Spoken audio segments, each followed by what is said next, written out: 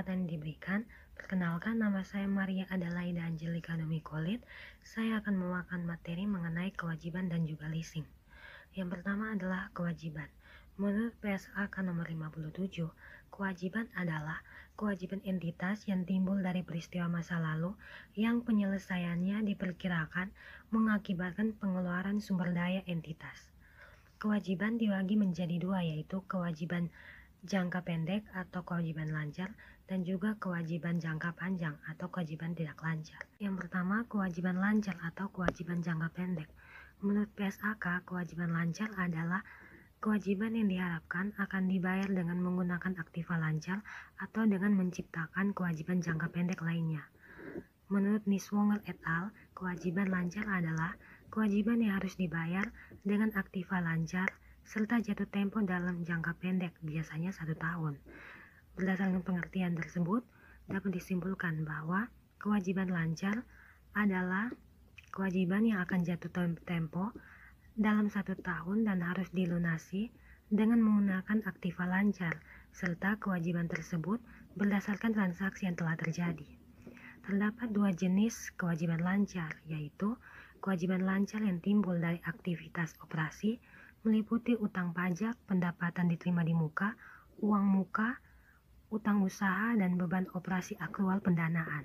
Yang kedua, kewajiban lancar yang timbul dari aktivitas pendanaan, meliputi pinjaman jangka pendek, bagian utang jangka panjang yang jatuh tempo, dan juga utang bunga. Holmgren et al. Mengelompokkan hutang jangka pendek atau kewajiban lancar menjadi 2 bagian, yaitu yang pertama kewajiban lancar dengan jumlah yang diketahui, meliputi utang usaha, wesel bayar jangka pendek, hutang pajak penjualan, bagian lancar dari hutang jangka panjang, beban yang terutang atau kewajiban terutang, dan yang terakhir pendapatan diterima di muka. Yang kedua, kewajiban yang harus diestimasi, meliputi hutang garansi. Kedua adalah kewajiban tidak lancar atau kewajiban jangka panjang. Kewajiban jangka panjang menurut Kieso yaitu terdiri dari pengorbanan manfaat ekonomi yang sangat mungkin di masa depan akibat kewajiban sekarang yang tidak dibayarkan dalam 1 tahun atau siklus operasi perusahaan, mana yang lebih lama. Sedangkan menurut Agus, kewajiban jangka panjang adalah kewajiban perusahaan kepada pihak ketiga yang jatuh tempo atau harus dilunasi dalam waktu lebih dari 1 tahun yang akan datang. Dapat disimpulkan bahwa kewajiban jangka panjang merupakan pinjaman yang diperoleh perusahaan dari pihak ketiga atau kreditor yang jatuh temponya lebih dari 1 tahun dan dilunasi dengan sumber-sumber yang bukan dari aktiva lancar, serta jumlah hutang jangka panjang tersebut tidak boleh melebihi jumlah modal sendiri. Selanjutnya adalah jenis-jenis hutang jangka panjang. Yang pertama, hutang obligasi. Obligasi merupakan jenis hutang jangka panjang yang paling umum dilaporkan pada neraca perusahaan. Yang kedua, wesel bayar, yaitu jangka panjang pernyataan tertulis dari debitur bahwa ia berjanji untuk membayar sejumlah tertentu pada tanggal tertentu dengan memperhitungkan tingkat bunga tertentu. Yang ketiga, hutang hipotek, yaitu hutang yang dijamin dengan aktiva tetap tertentu, atau hutang jangka panjang di mana pihak pemberi pinjaman diberi hak terhadap suatu barang tidak bergerak agar bila pihak debitur tidak memenuhi kewajibannya, barang tersebut dapat dijual dan hasil dari penjualan tersebut dapat digunakan untuk menutup tagihan. Yang keempat, hutang sewa guna usaha, yaitu hutang yang diperoleh dari perusahaan leasing untuk pembelian aktiva tetap dan biasanya dicicil dalam jangka panjang. Yang kelima, hutang bank jangka panjang, di mana pinjaman yang diterima perusahaan dari sebuah bank dalam jumlah yang besar dan jangka waktu pelunasannya lebih dari 1 tahun.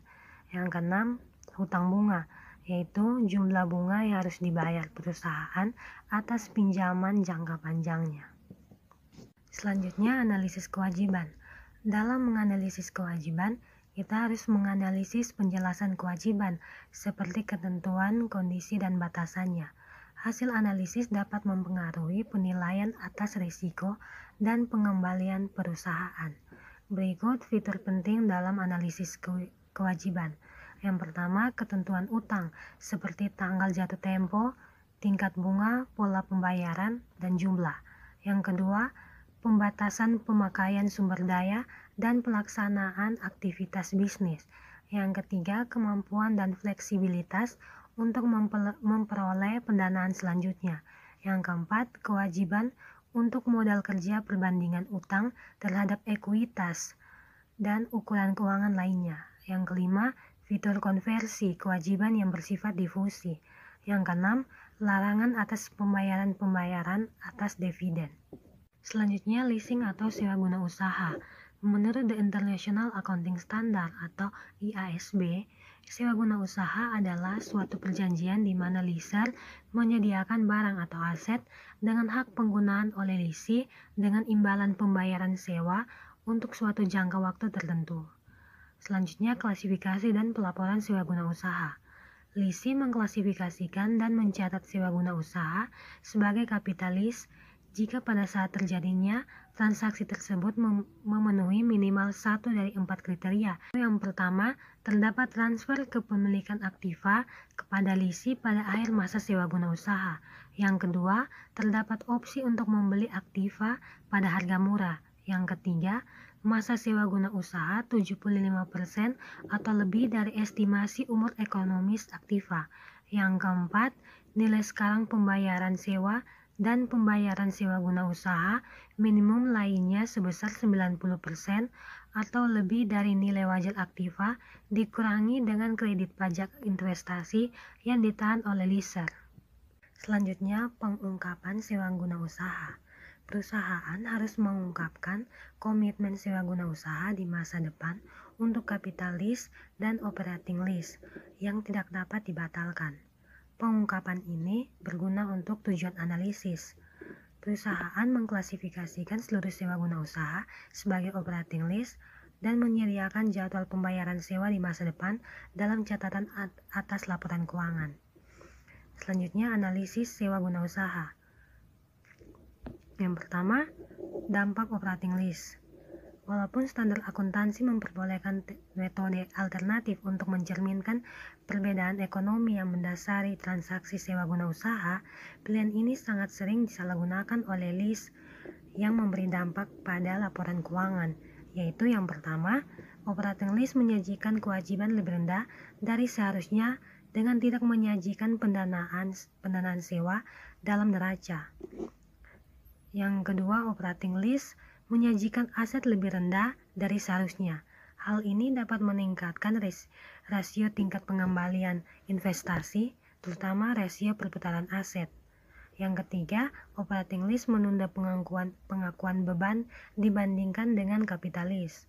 Artinya, kapitalis melaporkan laba lebih tinggi di awal masa sewa dan melaporkan laba lebih rendah di akhir masa sewa. Yang keempat, operating lease menyajikan kewajiban lancar lebih rendah dari seharusnya dengan tidak menyajikan porsi pembayaran pokok yang jatuh tempo dalam waktu 1 tahun dalam neraca. Hal tersebut meningkatkan rasio lancar dan pengukuran likuiditas lainnya. Yang kelima, operating lease memasukkan bunga dalam beban sewa. Kedua, konversi operating lease menjadi kapitalis. Langkah-langkah mengkonversi operating lease menjadi kapitalis adalah yang pertama, menilai apakah klasifikasi operating lease masuk akal. Yang kedua, menentukan estimasi nilai sekarang kewajiban operating lease. Yang ketiga, menentukan nilai aktiva dan kewajiban sewa guna usaha. Yang keempat, mengestimasi dampak reklasifikasi sewa guna usaha pada laba yang diharapkan. Baik teman-teman, perkenalkan nama saya Sufiana Indra Susanti Raju. Di sini saya akan memaparkan materi tentang modal saham dengan saldo laba. Baik, yang pertama yaitu modal saham. Pengertian dari modal saham sendiri merupakan saham yang diterbitkan kepada pemegang ekuitas sebagai pembayaran atas aset dan jasa. Modal saham diklasifikasikan menjadi dua, yang pertama saham preferen dan yang kedua saham biasa. Saham preferen merupakan kelompok fitur saham yang memiliki fitur yang tidak dimiliki oleh saham biasa. Sedangkan saham biasa merupakan Saham yang mencerminkan hak kepemilikan serta pemilik suara risiko tinggi dan pengembalian tinggi atas kinerja perusahaan. Pelaporan modal saham. Pelaporan modal saham merupakan penjelasan atas perubahan jumlah lembar modal saham. Selanjutnya yaitu tentang modal disetor. Modal disetor merupakan pendanaan yang diterima dari pemegang saham sebagai pembayaran modal saham. Analisis modal saham. Komposisi ekuitas penting karena dapat mempengaruhi hak sisa atas saham biasa, serta hak dan risiko atas pengembalian bagi investor ekuitas. Selanjutnya, saldo laba. Saldo laba merupakan modal yang dihasilkan oleh perusahaan. Akun saldo laba mencerminkan akumulasi laba atau rugi yang tidak dibagikan perusahaan sejak berdirinya perusahaan. Yang selanjutnya, dividen tunai dan dividen saham. Dividen tunai diartikan sebagai distribusi kas kepada pemegang saham. Dividen ini merupakan dividen umum dan saat diumumkan menjadi kewajiban bagi perusahaan.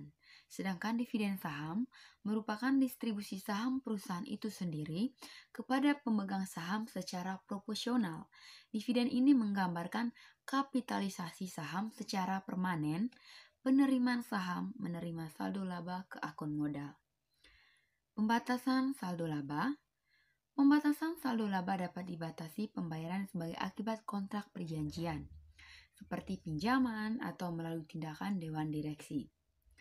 Selanjutnya, pembagian anak perusahaan pemegang saham dapat mengambil satu atau dua dari bentuk yang pertama, spin-off, yaitu distribusi saham anak perusahaan kepada pemegang saham sebagai dividen aset dalam anak perusahaan dikurangi saldo laba.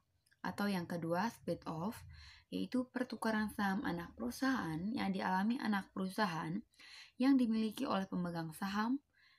Investasi anak perusahaan dikurangi dan saham yang diterima dari pemegang saham diperlakukan sebagai saham yang ditarik kembali. Terima kasih atas waktu yang diberikan kepada saya pada bagian yang saya dapatkan, yaitu contoh kasus. Di sini saya akan menjelaskan contoh kasus tentang laporan arus kas, dan yang di sini saya menggunakan metode langsung, yaitu metode yang menggunakan arus kasnya atau cash flow yang berasal dari kegiatan operasional yang diperinci menjadi arus kas masuk dan arus kas keluar, yang nantinya akan diperinci kembali menjadi beberapa jenis penerimaan ataupun pengeluaran arus kas dari perusahaan.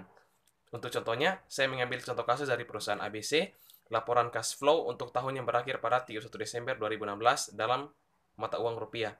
Di mana untuk teman-teman bisa melihatnya di makalah yang sudah kami buat di bagian terakhir untuk laporan arus kasnya. Teman-teman bisa melihat di situ arus kas yang berasal dari kegiatan operasional, yaitu kas yang diterima oleh pelanggan adalah 800 juta, yaitu dikurangi dengan kas untuk membeli persediaan, kas untuk membayar biaya operasi, kas untuk membayar biaya bunga, kas untuk membayar pajak, yang hasilnya adalah 550 juta rupiah. Dan dikurangkan dengan arus kas yang terima dari pelanggan, yaitu hasilnya adalah 250 juta rupiah. Dan itu merupakan aliran kas bersih dari kegiatan operasional dalam perusahaan. Untuk berikutnya, aliran kas yang berasal dari kegiatan investasi adalah 60 juta, kas yang masuk yang berasal dari penjualan investasi adalah 150 juta, aliran kas yang bersih untuk kegiatan investasi. Untuk mendapatkan hasil dari sini, dikurangkan dari kas masuk dan juga dari kas keluar, di mana 60 juta dikurangi dengan 150 juta, hasilnya adalah 90 juta. Dan itu merupakan aliran kas bersih untuk kegiatan investasi. Untuk berikutnya, aliran kas dari kegiatan keuangan adalah kas yang diterima dari penjualan saham adalah 200 juta. Lalu dikurangi dengan kas untuk membayar dividen, kas untuk membayar utang obligasi, yaitu 25 juta dan 115 juta, yang sisanya adalah 150 juta. Dan untuk hasilnya paling akhir, yaitu hasil pengurangan dari arus kas yang diterima dari penjualan saham dan juga hasil dikurangi dari untuk dividen dan juga obligasi adalah 50 juta. Untuk pada bagian akhirnya adalah bisa diketahui untuk kenaikan kas adalah 210 juta, saldo kas pada awal tahun adalah 50 juta, dan juga saldo kas pada akhir tahun adalah 260 juta. Dan itu merupakan contoh dari metode perusahaan, metode garis langsung. Untuk berikutnya, untuk materi tambahan yang saya akan sampaikan yaitu solusi dalam merancang arus kas yang ideal bagi bisnis yang akan dijalankan, yaitu yang pertama, kita harus membeli dan menjual barang secara tunai. Terus, beli barang dengan tempo, jual dan juga tempo beli secara tunai. Lalu yang ketiga adalah beli barang dengan tempo panjang, tetapi jual dengan jangka tempo yang singkat agar barang cepat laku. Dan juga untuk berikutnya adalah kita harus selalu menjaga arus kas selalu positif, yaitu adalah menetapkan budget, amati aktivitas kas, dan tiket penjualan. Oke, untuk sekian dari saya penjelasannya. Terima kasih.